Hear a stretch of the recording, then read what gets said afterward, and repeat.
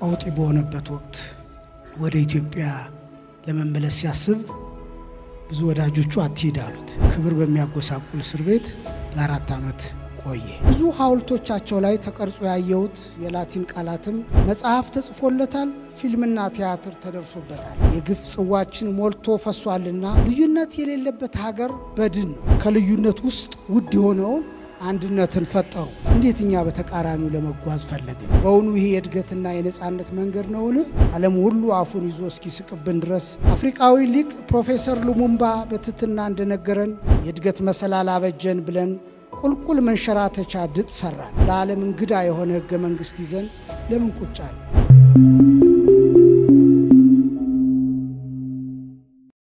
ወደ እኔ ስራ ከመሄድ በፊት የፕሮፌሰር ባህሩ ዘውዴን መጽሐፍ በጣም በጥሞና ነው ያነበብኩትና አንድ ነገር ብዬ ብሄድ ደስ ስለሚለኝ ነው። ወጣቱ ባህሩ ዘውዴ ከእንግሊዝ ሀገር የፒኤችዲ የዶክተራል ዲግሪውን ጨርሶ ቀውጢ በሆነበት ወቅት ወደ ኢትዮጵያ ለመመለስ ሲያስብ ብዙ ወዳጆቹ አትሂድ አሉት። ወቅቱ ጥሩ አይደለም፣ አንዳንድ ነገርህም አይመችም ሲሉት አይ የተማርኩት እኮ ሀገሬን ላገለግል ነው መሄድ አለብኝ ብሎ ወደ ኢትዮጵያ መጣ። ወደ ኢትዮጵያ በመጣ በሳምንቱ አካባቢ ይመስለኛል 4ኛ ክፍለ ጦር ባለው መጋዘን እስር ቤት ውስጥ ለ4 ዓመት ታሰረ። ዶክትሬቱን አይተው ሹመት ሽልማት የሥራ ቦታ ሳይሆን ከእንግሊዝ ሀገር ኑሮ በእጅጉ በራቀ ሞራል በሚነካ ክብር በሚያጎሳቁል እስር ቤት ለ4 ዓመት ቆየ። ብዙ ሰው ታስሮ ሊሆን ይችላል። እሱ አይደለም የደነቀኝ። እኔ ከእስር ቤቱ ሲወጣ ኢትዮጵያን አልተቀየማትም፣ በኢትዮጵያ ቂም አልያዘም። መንግስትና ሀገርን ጥቂት ሰዎች ነው የሚለዩ። ብዙ ሰዎች መንግስት ሲበድላቸው ሀገር የበደላቸው ይመስል ሀገር ላይ ያቄማሉ፣ ሀገር ይጠላሉ።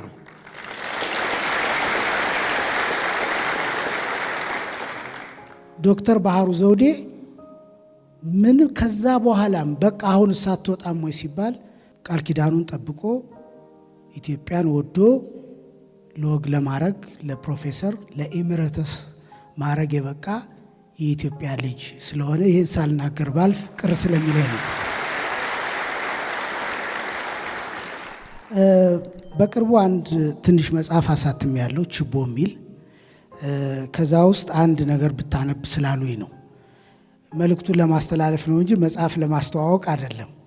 ብዙ ጊዜ ውጭ የሚሄድ እድል ባጋጠመኝ ጊዜ ለሄድኩበት ስራ ካከናወንኩ በኋላ ወዳጆቼ ወይም አስተናጋጆቼ ምን እናርግ ሲሉኝ የመጀመሪያ ጥያቄ ሙዚየም አስጎብኚ ነው የምለው እና በብዙ ሀገሮች ሙዚየም መጎብኘት የዛን ሀገር እድገት ከየት ተነስቶ የት እንደደረሰ በአጭር ማየት የሚያስችል ጥበብ ስለሆነ ሁላችሁም ይህን እድል ስታገኙ ብታደርጉ መልካም ነው። በዚህ መሰረት አንድ ገጠመኝን ነው የማነበው። ርዕሱ ኢ ፕሉሪባስ ኡነም አውት ኦፍ ሜኒ ዋን ፍሮም ሜኒ የሚል ነው። በአንድ ወቅት ዋሽንግተን ዲሲ የሚገኘውን የአሜሪካ የታሪክ ብሔራዊ ሙዚየም ናሽናል ሙዚየም ኦፍ አሜሪካን ሂስትሪ የመጎብኘት እድል ገጥሞኝ ነበር። ሙዚየሙ እንደሚጠበቀው ልቅም ተብሎ የተሰናዳ ሲሆን ወጣቷን አሜሪካን የበሰለች አዛውንት አድርጎ ለማቅረብ ይሞክራል። ከቀዳማዊ እመቤቶች ቀሚስ ጀምሮ ውድ የቴክኖሎጂና የፖለቲካ መዛግብቶችና ሞዴሎች በስርዓት በደርዛቸው ተሰናድተው ለጎብኚ ምቹ ሆነው ተዘጋጅተዋል። ከአሁኑ ዘመን ያራቀው የአሜሪካ የጉዞ ጅማሬ በዚህ ሙዚየም ውስጥ እጅግ ጥንታዊ መስሎ ቀርቧል። በእውነቱ አስተማሪም የሚያስቀናም ነው አለማለት ንፉግነት ነው። ሁሉም ክፍሎች የራሳቸው መልእክትና ቀልብን የሚስቡ እውቀቶችንና ልምዶችን የሚያካፍሉ ቢሆኑም አንደኛው ክፍል ግን የተለየ ስሜት እንደፈጠረብኝ በወቅቱ ከፊት የላይ መደበቅ አልቻልኩም ነበር። አሜሪካ አሁን ለደረሰችበት ማህበራዊና ኢኮኖሚያዊ እንዲሁም ፖለቲካዊ እድገት ለመድረስ ያለፈችበትን ተራክቦ የሚተርከውና ለጎብኚዎች አስቸጋሪውን ጉዞ ለማሳየት የተዘጋጀው ክፍል መግቢያ ላይ how we are US or how we are us የሚል ህብረ ቃል ያለው ጽሑፍ አስቀድሞ ጎብኚዎችን ያዘጋጃል። በዚህ ክፍል ተደጋግመው የተጻፉት ጽሑፎች out of many voices, stories, lives we become US. many voices, one nation. ከብዙ ድምፅ ታሪክ ኑሮ የተባበረች አሜሪካ ሆነን፣ ብዙ ድምፅ አንድ ሀገር የሚሉ ናቸው። ብዙ ሐውልቶቻቸው ላይ ተቀርጾ ያየሁት የላቲን ቃላትም እዚህ ላይ ጉልህ ስፍራ ይዞ በትልቁ ተጽፏል። ኢ ፕሉሪበስ ኡነም አቻ ትርጉሙ out of many one ወይም one from many ከብዙ ወደ አንድነት ማለት ነው። አሜሪካ ከዓለም ማዕዘናት ሁሉ ያመጣቻቸውንና ያስመጣቻቸውን፣ የመጡላትንና የመጡባትን፣ የነቀለቻቸውንና የተከለቻቸውን አጣምራ ከብዙ ቋንቋ፣ ባህል፣ ሃይማኖት፣ ዘርና ቀለም ቀይጣ ከብዙ ወደ አንድ መምጣቷን በኩራት አሁን ላለውም ለመጪውም ትውልድም ለዓለምም በዚህ ክፍል ትናገራለች። ካልነበረ የጋራ ታሪክ የጋራ ጉዞ ፈጥራ እማልቦ ሀበቦ እንዲል መጽሐፍ ጨቋኝን ከተጨቋኝ አስማምታ ግፏንን ከገፊዎች ጋር አቻችላ ባዕዳንን አዛምዳ ተመልከቱኝ ከብዙ አንድ ሆንኩ ትላለች። ነገሩ በሙዚየም የተቀመጠ ጉዝ ትርክት ብቻ ሳይሆን ለብዙ ዘመናት የሀገሪቱ ብሔራዊ መፈክር ሆኖ በኮንግረስ፣ በሴኔት፣ በጦር ሜዳ ተፈክሯል። ማህተም ላይ ተቀርጾ ውድ ሰነዶች ላይ አርፏል። ሳንቲሞቻቸው ላይ ተጽፎ ግዙፍ ኢኮኖሚያቸው ውስጥ ተዘዋውሯል። ከሊቅ እስከ ደቂቅ ዜጎች ሁሉ በልባቸው ጽላት በህሊናቸው ሰሌዳ እንዲጽፉት በሚዲያ ተነግሯል። መጽሐፍ ተጽፎለታል። ፊልምና ቲያትር ተደርሶበታል። ልዩነት የሌለበት ሀገር በድን ነው። ለልዩነት የሚሰራ ሀገር ደግሞ ትቢያ ነው። እናም የልዩነት ጥቅም የሚመነጨው አንድነትን ከመፍጠር ነው። በአንድ አይነት ውስጥ አንድነት መፍጠር ብሎ ነገር የለም። አንድነት የሚፈጠረው በልዩነት ውስጥ ብቻ ነው። ልዩነት ተፈጥሯዊ ሲሆን፣ አንድነት ግን የሥራና የማስተዋል ውጤት ነው። አሜሪካኖቹ ልዩነትን ከዓለም ሁሉ ሰበሰቡ። ከልዩነት ውስጥ ውድ የሆነውን አንድነትን ፈጠሩ። በለጸጉ፣ ፈረጠሙ፣ ዓለምን ለመምራት በቁ። ዛሬም በኩራት የሚነግሩን ይህንኑ ነው። ኢ ፕሉሪበስ ኡነም። ይህንን ብሔራዊ አንድነት ለማምጣት የደከሙትን ድካምና ውጣውረድ በየንዑሳን ክፍሎች በአድናቆት ስጎበኝ ቆይቼ ወደ መጨረሻ አካባቢ ልማደኛው ህሊናዬ ወደ ሀገር የተጓዘ አካሌን ከሙዚየሙ ትቶ ወደ ተራራማዋና ሜዳማዋ፣ ወደ ደጋማዋና ቆላማዋ፣ ወደ ዘመናዊቷና ጥንታዊቷ ኢትዮጵያ ነጎደ። ምንድን ነው እያደረግን ያለ ነው? ላለፉት 30ና 40 ዓመታት ልሂቃን ምን እያስተማሩ፣ ምን እየዘመሩ፣ ምን እያቀነቀኑ፣ ምን ሐውልት እየተከሉ ነው? ህሊና የሚበጠብጥ ጥያቄ ይጎደጎድብኝ ጀመር። እንጀራ ከየትም እየጠራ በውድም በግድም ያመጣው የአዳም ልጅ ካልነበረ ታሪክ ተነስቶ የጋራ ሀገር ሲመሰርት እንዴት እኛ በተቃራኒው ለመጓዝ ፈለግን? አሜሪካ ከብዙ ወደ አንድ ስትመጣ ለምን እኛ ከአንድ ወደ ብዙ መሄድ ፈለግን? ታላቁ አሜሪካ አውት ኦፍ ሜኒ ዋን ብላ ውጤት ስታመጣ እያየን እኛ አውት ኦፍ ዋን ሜኒ ማለት ለምን መረጥን? በእውኑ ይሄ የእድገትና የነጻነት መንገድ ነውን?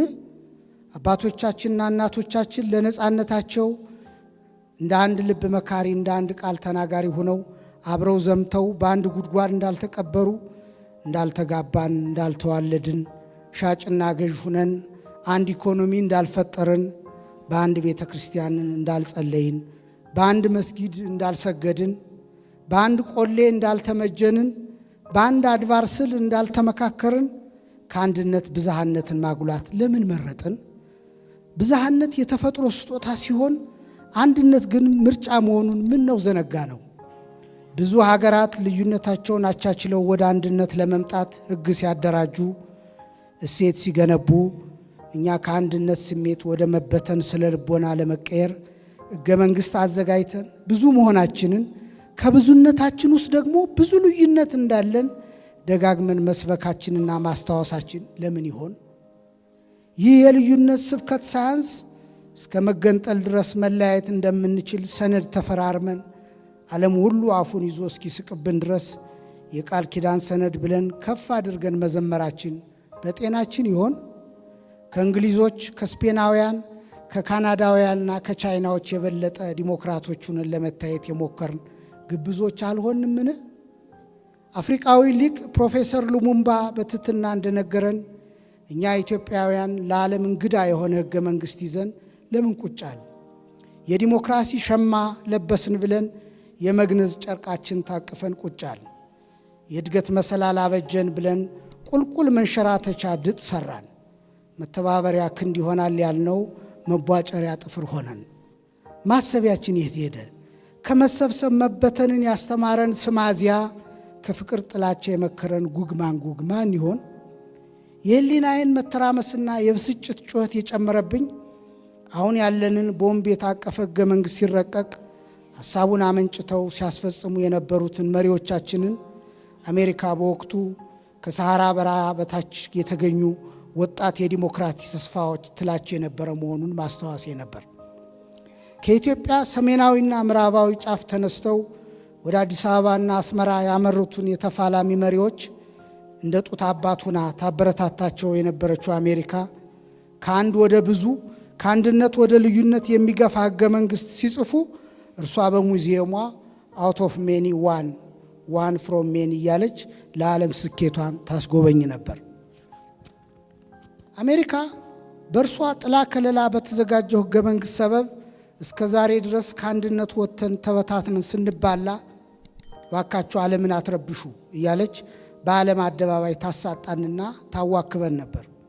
ያም ሆነ ይህ ግን ለሁሉም ችግራችንን አሜሪካን መውቀሱ ተገቢ ያለመሆኑን ልቦናዬ አእምሮዬን ገስጾት በመልካም ታሪካቸው ቀንቼ በራሴ ሀገር ጉዞ አዝኜ ከሙዚየሙ በተከፋ ስሜት ወጣሁ።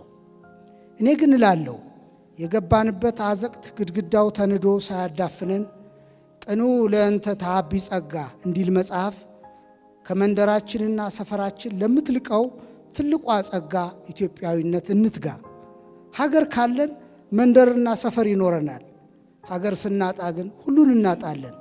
ዳሩ ከሌለ መሃሉ የለምና ለታደልነውና ለማንለውጠው ከኛ ጋር ይሆን ዘንድ ፈጽሞ ለተሰጠን ማንነት አብስተን ከመጨነቅ ይልቅ ለምንጨምረውና ለምናተርፈው ትጋትን ለሚጠይቀው ኢትዮጵያዊ ማንነት እንበርታ።